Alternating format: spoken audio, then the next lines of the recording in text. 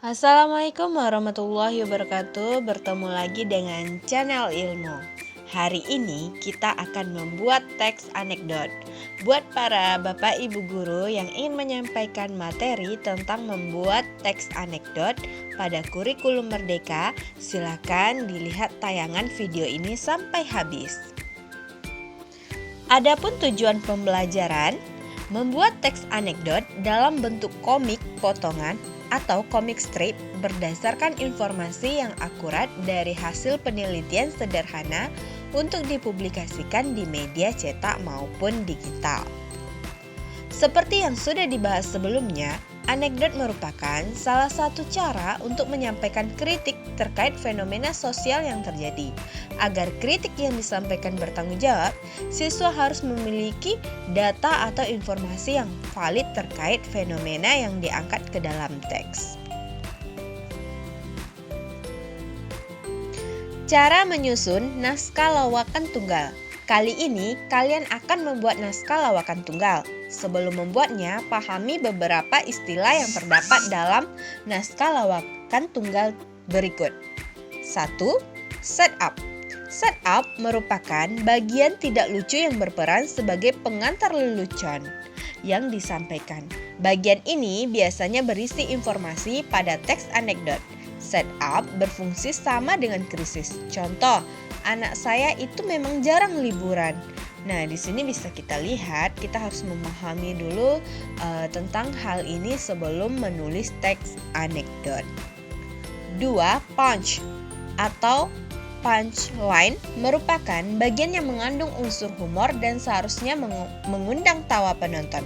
Pada bagian ini, komika menyajikan kejutan atau reaksi terhadap setup yang diberikan. Punch disebut juga sebagai pembelok pikiran penonton karena berisi sesuatu yang luar kewajaran atas setup yang diberikan. Pada teks anekdot, punch berfungsi sama dengan reaksi. Contoh, saya bawa ke tempat kerja saya. Menurut dia itu tamasya. Dari pagi sampai sore dia anteng nyusun Lego. Pakai batu bata. Kalau orang lain nyusun Lego, anak-anak yang jadi robot. Anak saya jadi pos ronda. Nah, di sini adanya unsur reaksi terhadap cerita tersebut. 3. Beats. Sepasang kesatuan setup dan punch yang membahas satu subtema disebut dengan beats. Sebuah naskah terdiri dari beberapa beats yang saling berkaitan. Beats merupakan bagian kecil dari naskah lawakan tunggal. Contoh, anak saya itu memang jarang liburan. Saya bawa ke tempat kerja saya, menurut dia itu tamasya. Dari pagi sampai sore dia anteng nyusun Lego, pakai batu bata. Kalau orang lain nyusun Lego, anak-anak yang jadi robot, anak saya jadi pos ronda. Nah, di sini adanya unsur beats ya, sebuah naskah yang saling berkaitan. 4. Rule of the three. Rule of three merupakan sebuah cara untuk mengundang tawa penonton. Rule of three digunakan melalui penyampaian 3 hal atau contoh sesuatu. Tetapi contoh yang ketiga berupa hal yang lucu atau punch. Contoh ketiga berisi hal yang tidak terduga tetapi tetap masih berkaitan dengan contoh sebelumnya. Contoh, dia bilang gini, bapak curang, tidur di hotel, makan nasi kotak, tiap hari naik lift. Nah, di sini adanya unsur-unsur yang mengandung kelucuan terhadap teks tersebut. Masuk selanjutnya, bagaimana cara menulis teks anekdot? Nah ya Bapak Ibu, jangan bingung, kita akan mengajarkan anak cara menulis. Nah, yang pertama, tentukan tema atau gagasan pokok. Gagasan pokok itu adalah ide yang akan muncul, yang akan dikembangkan oleh anak tersebut. Nah, kita sebagai guru bisa menstimulusnya dengan fenomena-fenomena yang terjadi di sekitarnya. 2. Tokoh atau pelaku dari cerita. Anak-anak distimulus siapakah tokoh yang akan mereka buat.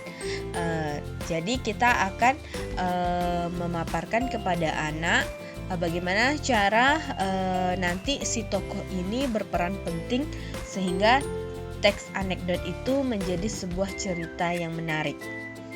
3. Alur cerita. Nah, tentu dalam menulis kita harus menentukan alur ceritanya. Jadi kita mengajarkan anak alur cerita apa yang akan mereka buat. Nah, bisa maju, mundur, ataupun campuran. Selanjutnya ada kritik sindiran, kelucuan dalam teks anekdot. Nah, tentu anekdot tidak luput dari adanya kelucuan ataupun sindiran. Silahkan anak mengembangkan kreativitasnya melalui tulisan yang akan mereka buat. Selanjutnya pola penyajiannya. Nah, pola penyajian ini bisa mereka tentukan sendiri, entah itu pola penyajian narasi, deskripsi, persuasi, eksposisi. Silahkan mereka memilihnya sendiri sehingga mengembangkan pemikiran mereka. Yang selanjutnya ada pesan dan amanat. Nah, setiap teks pasti ada makna tersiratnya atau pesan yang akan dibuat. Nah, anak akan sebelum menulis, anak akan distimulus dulu pesan atau amanat apa yang akan mereka buat. Selanjutnya yang terakhir, buatlah kerangka karangan dengan memperhatikan struktur anekdot. Nah, kerangka karangan ini sangat berperan penting ya. Jadi anak-anak harus mengerti dulu struktur dari anekdot sehingga nanti membentuk kesatuan cerita. Nah, adapun struktur anekdot seperti biasa ada abstrak, orientasi, krisis, reaksi, dan koda. Abstrak itu gambaran awalnya, gambaran sebuah cerita. Orientasi pengenalan cerita, baik itu pengenalan ke tokohnya. Selanjutnya krisis. Krisis adalah masalah yang terjadi.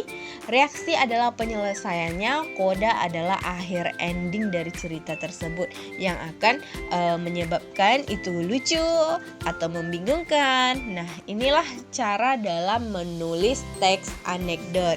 Nanti anak bisa mengembangkannya berdasarkan itu seperti tulisan di kertas atau berbentuk komik. Nanti anak akan membuatnya atau mengunggahnya melalui media sosialnya, bisa itu melalui TikTok ataupun blog ya, sehingga anak bisa berkembang dan berimajinasi terhadap karyanya tersendiri. Terima kasih, semoga video ini bermanfaat. Jangan lupa like, komen, dan subscribe ya untuk masukan bagi channel ilmu.